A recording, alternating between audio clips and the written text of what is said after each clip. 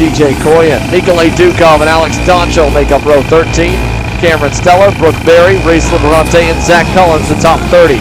Diego Contagia, your second place finisher in X30 Pros, way down the order in K. Senior. He starts alongside Oliver Cunningham. It's Emery Wida, Kingston Hines, Lydia Small, Gabe Lee, and more. And they're all going to shuffle as here we go. We're green down to turn one. Brandon Lemke takes them up the hill alongside Jeremy Fletcher. Who's going to duck out of line? Does anyone go through the barriers or through the access road? It looks like everyone's going to make... Oh, no, they're not. Two drivers. Oh, we got about four collected. One stuck together, and the cart throttle is stuck and backing off the racetrack. Yeah, that's not something you see every day as they're stuck there in turn number 2. Thankfully, everyone was safe from that incident, it seems, as there's some guys taking the cut through. Here's the battle for the lead. Lemke out front. Jers in the second position, and then... No, Jers in the third there. Sorry, Jers in the third. That's Fletcher in second. And then third place, I believe, is now not going to be Jers, because there goes Aiden Rudolph up into third. And look, there's yeah, lead in the final corner. He gets through down the front straightaway. Here they come up the hill for the very first time. Jeremy Fletcher blocks the inside. Brandon Lemke to the outside lane. He'll send it deep. They're all... They got kicked on the racetrack. They're going to kick some more onto it. Fletcher's trying to block. He's going to get the bumper from Lemke, who moves him up the racetrack in turn number 3. And here comes Rudolph trying for the crossover. He's on the outside line now. Going to have to yield, staying in the third position. Stays right behind both Lemke and your leader of Fletcher out front. Making the way down the hill to turns 7, now coming up into turn number 8. Yeah, through the hairpin section here. Jeremy Fletcher a car length ahead of Brandon Lemke. Lemke a car length ahead of Aiden Rudolph. Then you got Alex Stanfield in the mix there. You go back behind to find Gavin Bailiff, who's had a solid start. Austin Jers is 6th. Side by side for 7th there. Connor Ferris was trying to make up a spot. He's going to lose a spot as Fletcher takes it up the hill for lap number 3. Here comes Brandon Lemke back down the inside. He'll take over the lead into turn number 1. And it looks like this time a little bit cleaner, maybe. A couple of drivers going a little wide there on the exit. Can't really see who that was, but they are shuffling back in the field. We got one turned around, one way off the track in the grass. Way up the hill for one driver, another one way down the hill in the infield in turn number 3. And somehow Jeremy Fletcher was able to get back around Lemke at turn 4. So here we are. Lemke gets bottled up again. Alex Stanfield going to go to the inside of the Millwright Racing Merlin. And everybody's ganging up on the veteran Wisconsin driver. Lemke trying to go back on Stanfield. Stanfield hanging tough on the outside. That'll open the door for more. Here comes Gavin Bailiff. He won't get by. Lemke slots into third. Yeah, so this time across the line, there's Fletcher in the Fletcher out front. Second spot is going to go to Stanfield, making the way up the hill to turn number 1 this time. So the top 3 look like they have some spacing, but relatively close is the top 8. Fletcher now defended a little bit, taking the inside line, but not all the way down to the grass as we are on lap 20 of 22. So we're already this early in, and they're already having to go on the defensive. Here's a pass to the inside. Bailiff able to get around Lemke. Lemke falls down one more position as they are now making their way down into turn number 5. And we continue to watch. In the back of that pack is Rudolph in the, appears to be in the 7th or 8th position. And then let's see how they're going to go side by side. Lemke still under attack. He's trying to get back around. He can't get it done as they're all going to fan out. Lemke tries it yet again around Bailiff. Bailiff having none of it. Then they continue to make their way out of turn 11. Wide goes Austin Jers. Austin Jers, the big loser there. Aiden Rudolph already lost some ground, so now they're back to 7th and 8th. And Brandon Lemke ends up just kind of slotting into position. So Gavin Bailiff with a good start. Alex Stanfield back to 4th. Jeremy Fletcher with a little bit of breathing room here as they work their way through turn number 3 and head down the hill to turn number 4. Well, Witten starts to finally settle out just for a moment here in KA 100 Senior. Let's send it down to Zoe Edenhelm in the scale line. She's caught up with our race winner in micro swim, Ashton Wu. Zoe?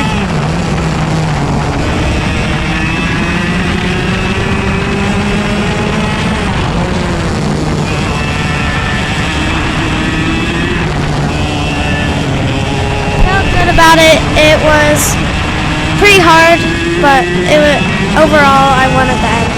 Yeah, you won at the end. You were holding them off. You saw the 2nd, 3rd, and 4th were coming. How did you manage to keep them behind you? I just had to pass quickly to them to not pass me back, so I would go farther back, but You started 4th, made it up to 2nd in the first lap. You feel pretty confident for tomorrow? Yeah, I do. Well, I wish you the best of luck, Ashton, and good luck tomorrow. Thank you.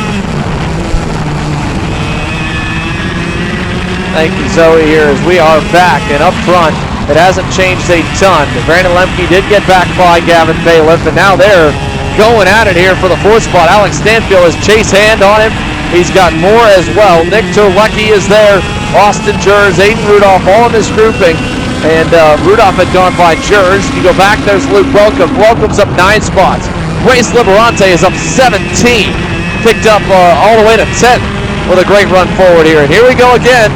Into turn 3, Chase Hand gonna lose a spot. Terlecki gets through into 4th. Stanfield's gonna lose a couple. He gets in line ahead of Aiden Rudolph going down the hill. Yeah, Rudolph leading Austin Jers, that is running right behind him, and that is for the 7th and 8th position as they're making their way down. Like you said, Terlecki almost looks like he got shot out of a cannon coming out of turn 3, because that was opened up a huge margin over Chase Hand in the 5th position, and he trying to claw back up to that top battle for the lead.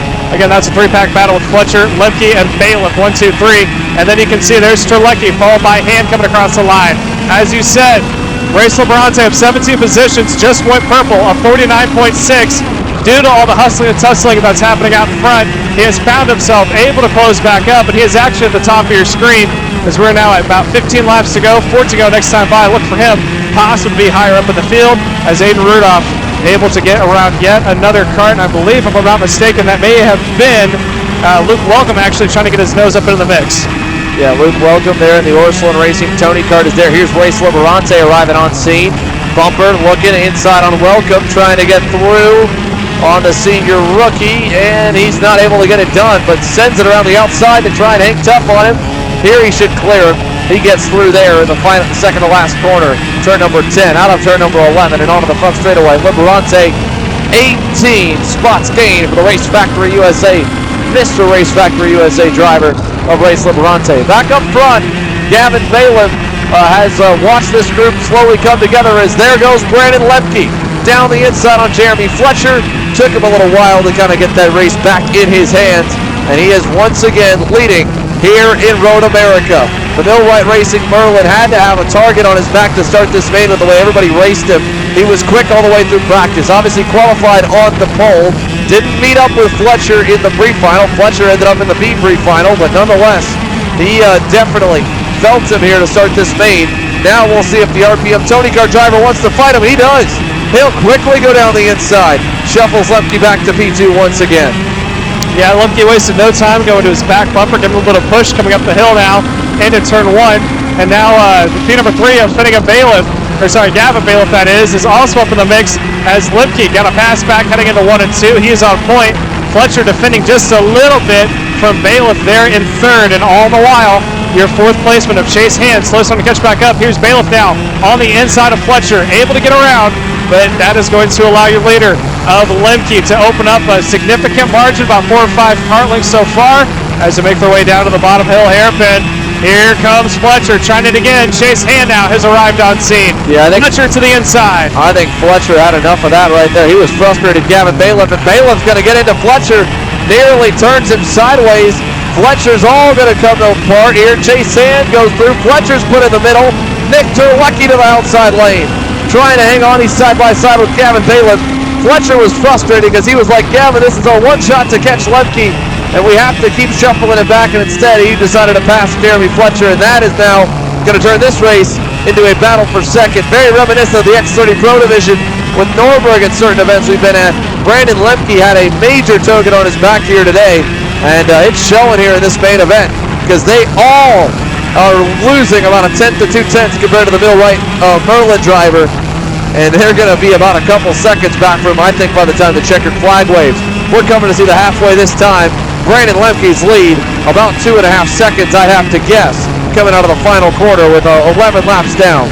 Yeah, and Race Liberante able to make up about another 3 positions, shows all that back and forth that happening. So this time across the line, he's registered 7th. He is up 20 positions from where he started. So he is well inside the top 10 in the 7th spot. And like you said, this is the battle for the 2nd place. As they make their way down, looks like Chase Hand goes to the inside to defend from Terlecki, and a huge attempt at a crossover right behind Terlecki was Alex Stanfield. Not able to make a move there, but just off in the distance, Race Liberante, he's got a hot hand. Let's see if he's able to make any more spots up. As now, Jeremy Fletcher, the second spot, settles down for the moment with Chase Hand running in third. Here they go towards the final few hairpins once again. We'll get 10 laps to go this time by. Jeremy Fletcher seems to be the best of the rest, but he doesn't seem like he's got the pace to run down Brandon Lemke. Definitely not from 2.7 seconds back, I don't think. Across the line, let's see where Lemke's at. Another 49.6. Fletcher, a 49.8. I had 2 more tenths of the margin for Brandon Lemke here over Jeremy Fletcher. It is just utter domination that we are starting to witness for the Millwright Racing Merlin driver. From Jeremy Fletcher back here, Chase Hand, no pressure. In fact, nobody in this group going to pass in turn 3 that time. They're finally spaced out a little bit. You talk about Liberante up to 6th. Well, he's still right there on the bumper of Alex Stanfield. Just kind of cruising now, maybe taking a lap to breathe, making up 21 positions. Now let's see as we get the hairpin section here. Does he pull the trigger this time on the GWR Tony Car driver? He's almost close enough. Maybe if he really wanted to force the issue. Let's see. Through turn 10, through turn 11. Not this time. Liberante stays in tow. Yeah, he had a look on the inside there of Stanfield. Again, that is the battle for the 5th spot. Stanfield is in the tow of Terlecki. Now Liberante's got a possibility for a run. Does he take it? He does not. Stays in line. He wants to keep this pack as close as he can because, like you said, he is up 21 spots. He's trying to go even higher. And if he is starting to go back and forth there with Stanfield, then it's going to break up that pack and ruin his chances. So I think he's just trying to get the family as close together as he can so he can take a shot when needed as they make their way down into turns number 7. Again, that is Terlecki leading that second pack. He is running in the 4th position. Your 2nd and 3rd are just ahead as now Alex Stanfield trying to get a nose in on Terlecki as they come up into turn number 10. Oh, they both make contact. Terlecki goes wide, and that is going to allow Liberante to follow. Here comes down the inside. That is Aiden Rudolph is going to run him wide. So Rudolph on one more spot, along with Race Liberante to bring him to P5. Now up 22, almost 23 as he goes door to door with Stanfield into turn 1. Does it stick? Yes, it does. Race Liberante up 23 positions to be running in the 4th spot. Yeah, good Liberante. Oh, Austin George gets turned by Nick Terlecki in turn number 3. George just went by him there. That we thought that might have been Aiden Rudolph. Rudolph's down in the 13th spot. That was Austin George getting his way up to 6th, and he just got absolutely pile drived in the right rear corner and turned around up at the top of the hill. Yeah, so now we watch the man on the move right there, Race Liberante in his very own USA-made Race Factory chassis, running now in the 4th position as he is going to have to hold off Alex Stanfield. He got around him last lap, but I think Stanfield's trying to catch back up. This time across the line, it's still Fletcher in P2. Right behind him is Chase Hand in 3rd. There's your leader, Brandon Lemke. Got to show him some love. He's done a great job of keeping his nose clean from the battle that's happening at 2nd. He has capitalized off that to his advantage and pulled away by a very large margin, almost 2.5 seconds. So here we are, 15 laps complete, 7 laps to go. Brandon Lemke finally starting to get reeled in.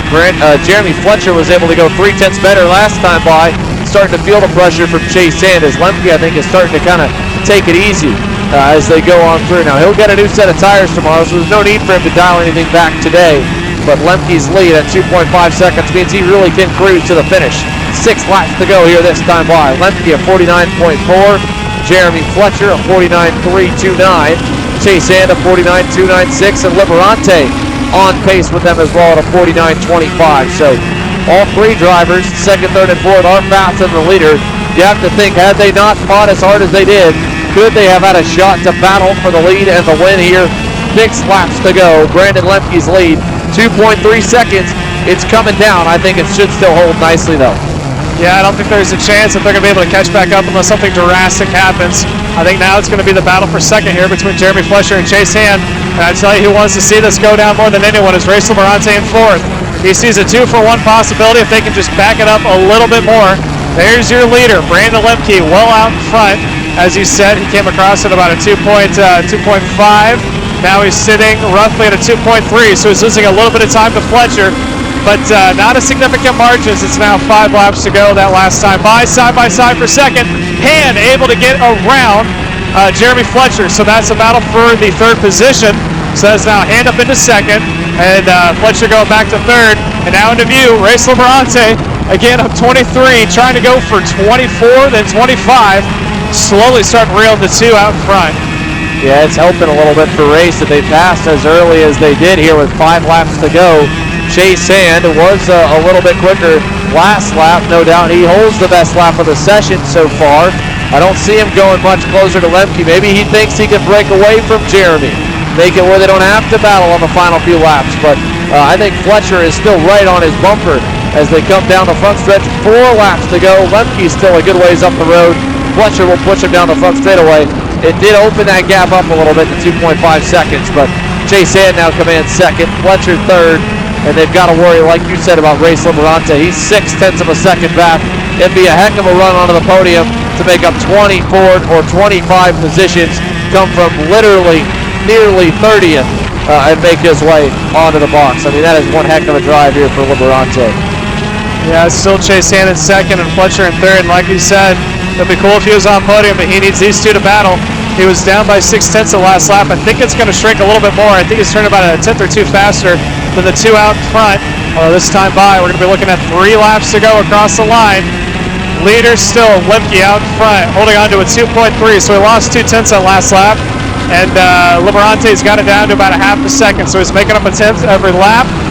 He's got 5 laps to make up, or he's got 3 laps to make up 5/10. He really needs Fletcher to throw a dive bomb onto Hand. That, or he needs to get the drafting range and hope that he can stay as aerodynamic as possible to catch up. 3 to go here for Hand. Like you said, it's hard to say if he's going to be able to get away at all, but Liberante's making it look easy, hunting these guys down. That time by, another 1/10 chipped off for Hand, another 1/10.5 chip off of Jeremy Fletcher. They were quicker again than Brandon Lemke. Again, crazy enough, they thought that they needed to bully him to get him back because they wouldn't have the pace to run with him. They're 2 to 3/10 a lap quicker than the Millwright Racing Merlin driver. That time by, Lemke fixed the pace up, but even then they were still better. Liberante at 49 flat, absolutely flying, and look at Fletcher, late move, catches Hand off guard. That right there is textbook on Jeremy Fletcher's part with a late pass, deep enough to get alongside and not be an illegal dive bomb, but enough to really catch Chase Hand off guard, and he lost a lot of time in that exchange. Yeah, and he got a little loose going out of turn 2. Liberante capitalized off that. He is now up in a third, got his sights set on second. All he's got to do is catch up to that young man right in front of him. The rookie in the senior division of Jeremy Fletcher has got to hold on for one more lap if he wants to maintain that second spot. But I think Liberante has other plans. As I said, he's got the hot hands right now. He is on a roll. Can he get one more kart and one more lap to take it to 25 positions gained? White flag is out if you're leader Brandon Lemke. Has a 3-second gap as they go side by side. Fletcher defends into turn 1. Liberante's not going to be able to get the pass done, but looking at turn 3, Fletcher's going to go all the way down to the grass. Chase Hand starting to close back up. Liberante sending it deep around the outside. What a smooth crossover. Had to drag the brake a little bit though. They're door to door going to Ford. Does he go deep around the outside? No, tucks back in. Fletcher hangs on. This will bring Chase Hand back into it. Brandon Lemke still up the road by just a little ways with a couple hairpins to go. Liberante's got to be careful. Can't open the door too much. Can't let Chase Hand get any funny ideas, or Gavin Bailiff as they go down in the final few turns. Battling for second. Liberante goes too wide. He's going to have to try and block. He'll lose third in the final turn as Lemke wins the main event in KA Senior. Chase Hand gets the final podium spot away from Liberante, who drops to 6th in the final corner.